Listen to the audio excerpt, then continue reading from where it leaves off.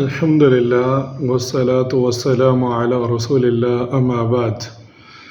امام بخاری اپنی صحیح بخاری میں یہ حدیث لے کر آئے ہیں، اور ابو ہریرہ رضی اللہ عنہ اس حدیث کے راوی ہیں۔ وہ فرماتے ہیں کہ میں نے اللہ کے رسول صلی اللہ علیہ وسلم کو یہ فرماتے ہوئے سنا: من حج للہ فلم یرفث ولم یفسق رجع کیوم ولدتہ امہ، او کما قال صلی اللہ علیہ وسلم، کہ اللہ کے رسول صلی اللہ علیہ وسلم نے فرمایا، جس نے خالصاً اللہ کے لیے حج کیا اور نہ ہی کوئی فحش بات کی اور نہ ہی کوئی گناہ والا کام کیا، تو وہ ایسے ہی لوٹتا ہے جیسے اس کی ماں نے آج ہی اسے جنم دیا ہے۔ اللہ اکبر، یعنی اس کے تمام گناہ مٹا دیے جاتے ہیں۔ تو یہ بہت بڑی فضیلت ہے۔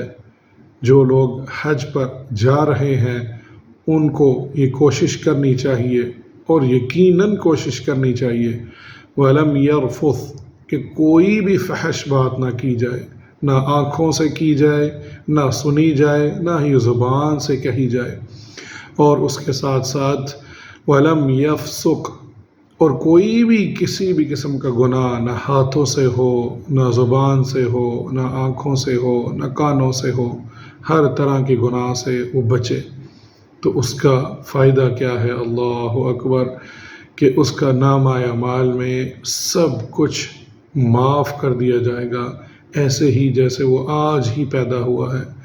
یہ بہت بڑی فضیلت ہے۔ جو لوگ حج پر جا رہے ہیں ان کے لیے، جو نہیں گئے ان کو کوشش کرنی چاہیے کہ حج ایک بار زندگی میں استطاعت ہے تو لازم کریں، تاکہ اللہ سبحانہ وتعالی ہمارے تمام گناہوں کو معاف فرما دے۔ اللہ سبحانہ وتعالی مجھے اور آپ کو اس حدیث پر عمل کرنے کی توفیق عطا فرمائے، اور بالخصوص جو لوگ حج پر جا رہے ہیں ان کو بھی اس حدیث پر عمل کرنے کی توفیق عطا فرمائے۔ آمین۔